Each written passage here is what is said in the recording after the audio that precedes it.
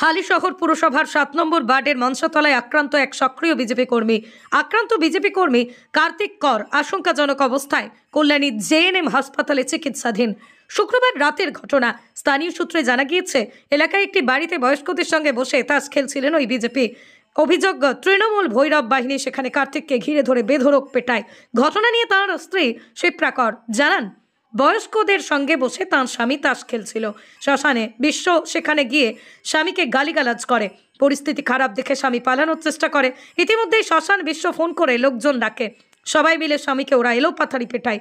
ওখান থেকে কোনো ক্রমে পালিয়ে একজনের বাড়িতে ঢুকে খাটের তলায় আশ্রয় নেয় তাঁর স্বামী। খাটের তলা থেকে টেনে বের করে স্বামীকে পেটানো হয়। ভয়ে স্বামী একটি পুকুরে ঝাঁপ দেয়, তবুও রক্ষা হয়নি। পুকুর থেকে উঠতেই ফের মারধর করা হয়। বাঁচাতে গিয়ে কার্তিকের নাবালিকা মেয়ে স্ত্রী আক্রান্ত হয়েছেন।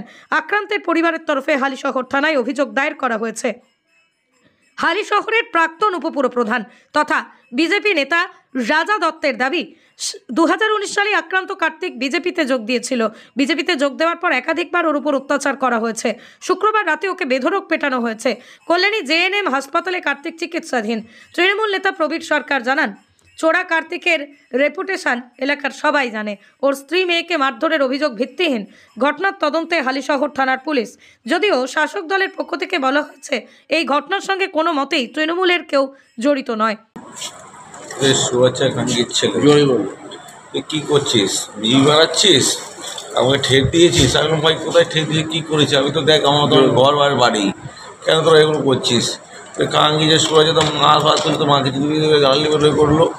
করে আমাকে বললো তারা ওর ছেলেকে মানে ফোন করলো, 12-14 জন আসলো, এসে আমাকে পুরো ঘিরিয়ে নিল। ঘুরে নিয়ে একটা বাড়িতে গেলাম, বাড়ি থেকে পালিয়ে বাড়িতে আটকে গেলাম, পুরো বাড়িতে জলে পড়ে গেলাম। জলে আধা ঘন্টা পুরো মতন ছিলাম। তারপর গিয়ে একটা বাড়িতে এসে ঢুকে পড়লাম। বাড়িতে গিয়ে ঢুকে পড়ে খাটের তলায় শুয়ে পড়লাম।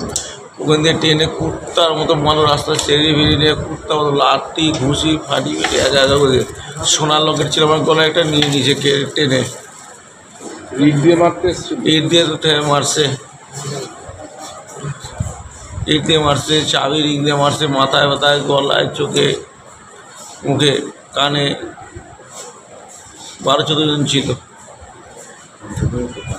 কারো চিনতে পেরেছো? সবাইকে আমি চিনি, বলছে মেরেই ভালাবো।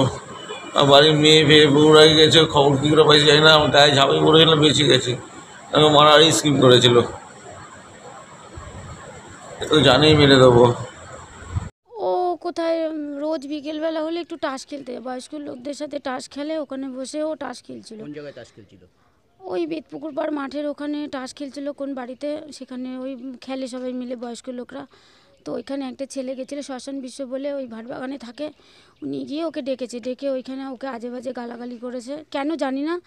তারপরে হঠাৎ ও পালাতে চেষ্টা করে, ওর ওই ভাব দেখেও পালাতে চেষ্টা করে। তারপরে ও কাকে ফোন করে করে অনেকগুলো মানুষকে ডেকেছে, ছেলেকে প্রায় 15-16টা ছেলে এসেছে। এসে তারপরে ওকে খুব মানে মারধর, অনেক মারধর করেছে। ভয়ে একটা ঘরে গিয়ে লুকিয়েছে, সেখান থেকে বার করেও মেরেছে। মারার পর পুকুরে ঝাঁপ দিয়েছে, সেখানেও আধ ঘন্টা ছিল। থাকার পর ও যখন উপরে উঠেছে তখন ওকে মারতে ছ্যাঁচড়াতে ওকে নিয়ে ওই মনসাতলার আগে, শনি মন্দিরের আগে, ওখান থেকে ছ্যাঁচড়াতে নিয়ে যাচ্ছিলো। মানে তখন আমাদের একজন এসে খবর দিল।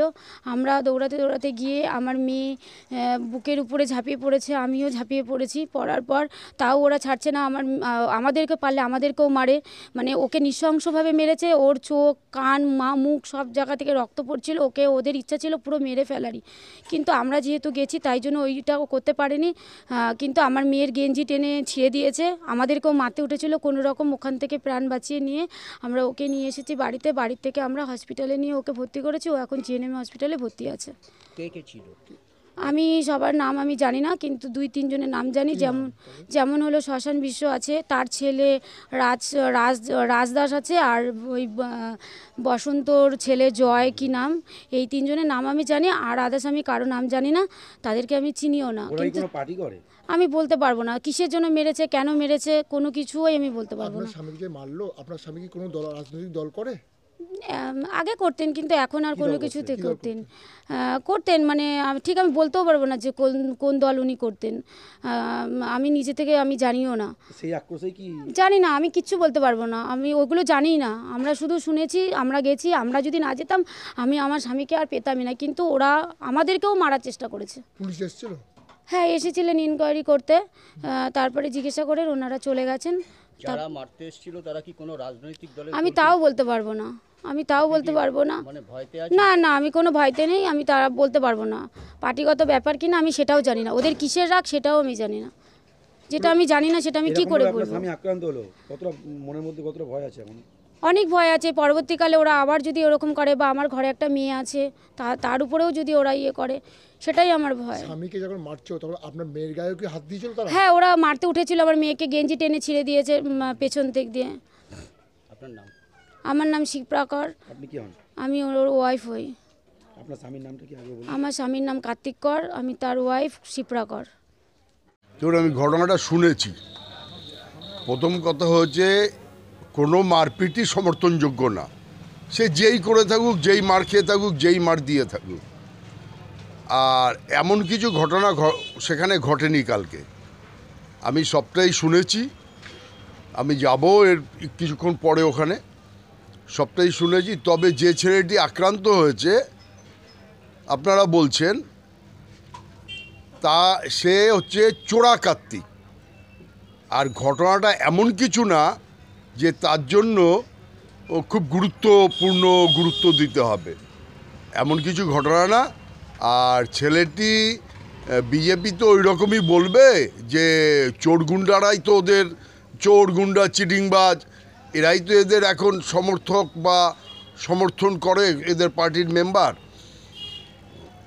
ওই চোরা কার্তিককে যদি কিছু ঘটে থাকে, চোরা কার্তিক সম্বন্ধে আপনারা এলাকায় খোঁজ নিলেই বুঝতে পারবেন তার রেপুটেশন কি আছে। তাকে বাঁচাতে গিয়ে তার স্ত্রী এবং তার একটা নাবালিকা মেয়ে আক্রান্ত হয়েছে, তার মেয়েটির জামা কাপড় ছিঁড়ে দেওয়া হয়েছে, তার স্ত্রী অভিযোগ। না না, এইগুলো ফেক কথাবার্তা।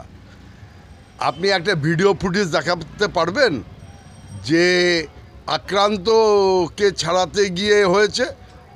না, এটা গল্প সাজাবার জন্য গল্প তৈরি করা হয়েছে, এইরকম কোনো ঘটনা ঘটেনি।